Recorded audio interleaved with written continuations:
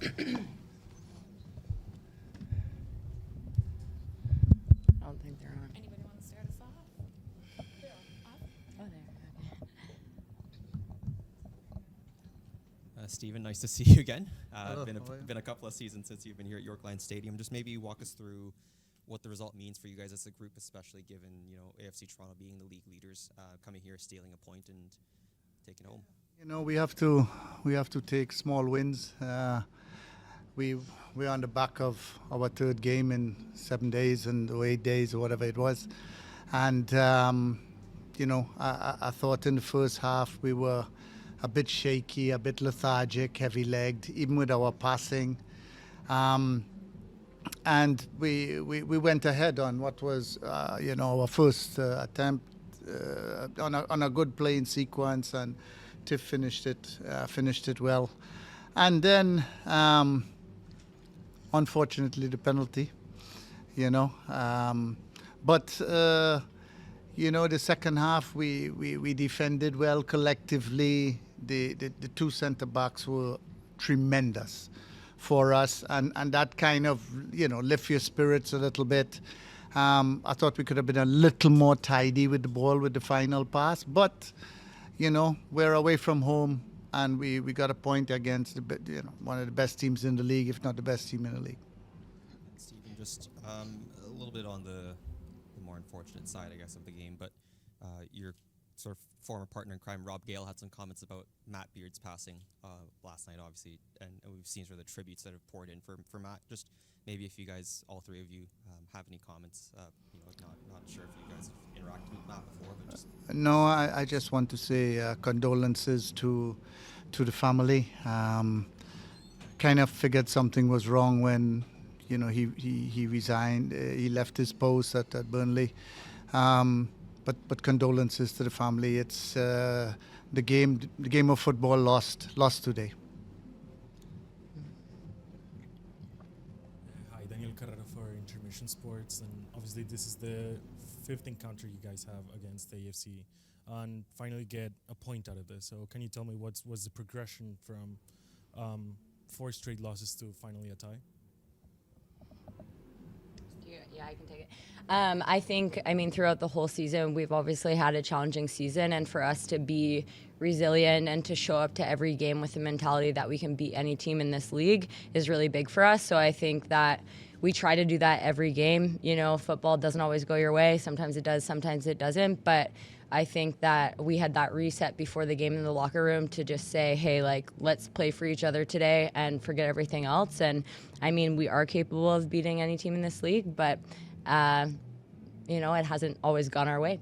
But today, I think we had a good game as a group and fought the whole 90 plus. So it's a good performance, and it's always good to have those. Yeah, and I want to add to that, before the game, Erin McLeod, she had a really beautiful speech, and she spoke about pride. It's been a rough season for all of us, but she said at the end of the day, we can control our effort. So it was nice that she kind of riled up the team. She's an amazing person and player.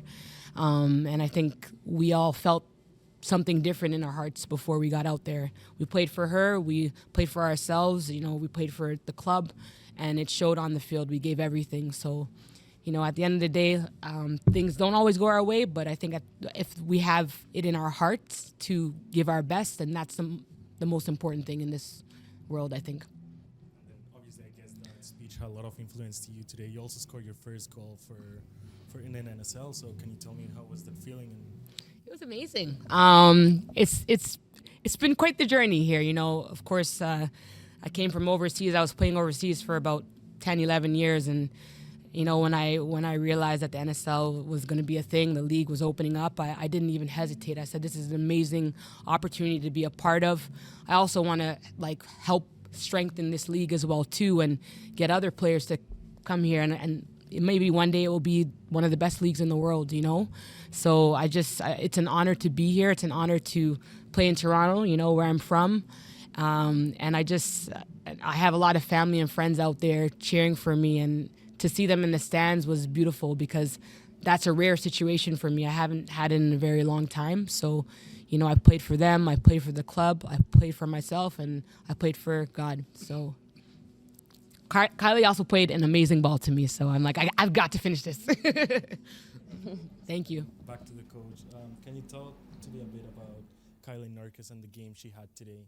She had a clearance of goal, had an assist, and then she obviously conceded a penalty. But overall, can you talk to me about her performance? couldn't ask more of her. I mean, she's had a. She's the kind of player. She played most of the season, unfortunately, in the left fullback position where she was not comfortable, but no complaint. She got dropped for a little while, which is part of football. But when she did get back her opportunity to play in her favorite position, she has shown not only defensively, but that she can be creative from a little deeper position. It's funny because just before that, I told her try to get Tiff into the game a bit more, but I told her to feed. But it was one over the top and well played ball, and Tiff took it well and finished it. So she has been very consistent in the last three games. Very consistent.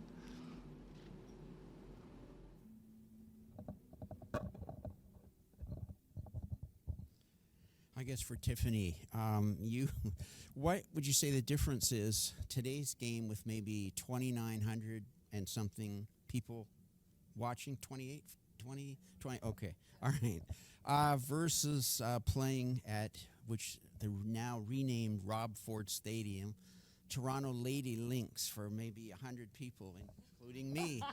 So, what did you think of? Did you ever think soccer would get this big for women's soccer in this city?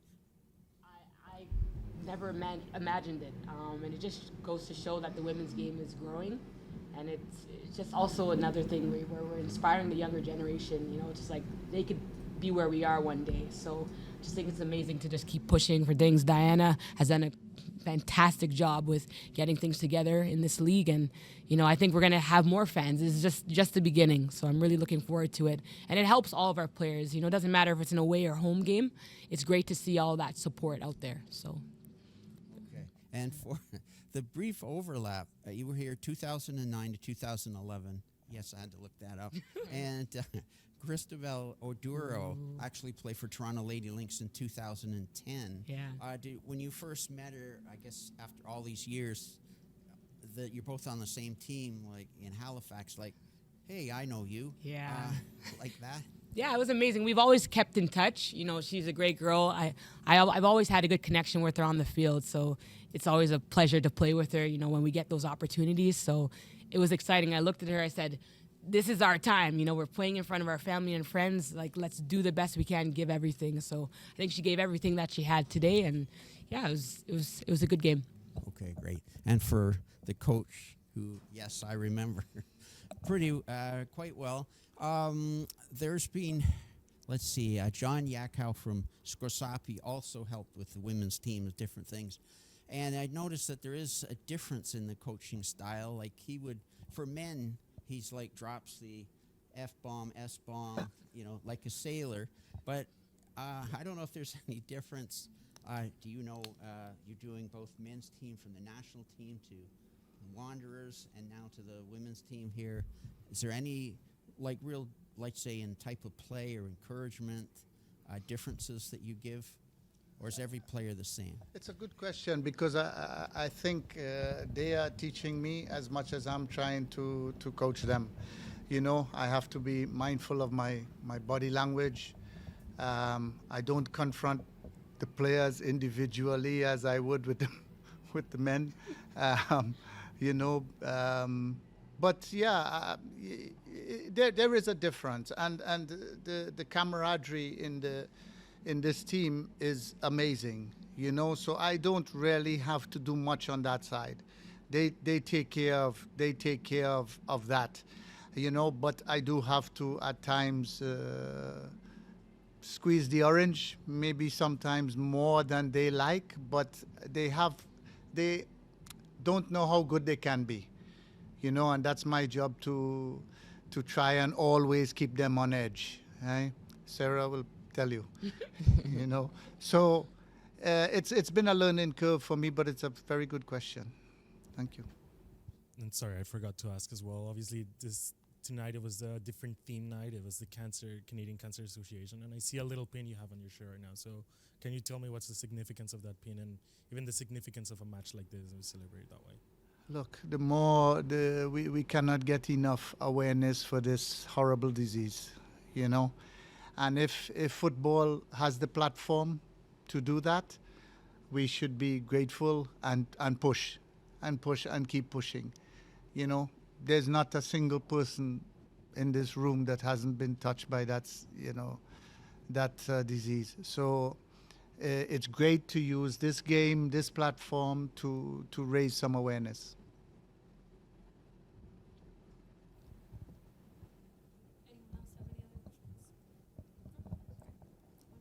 Thank you very much. Thank you. Thank you.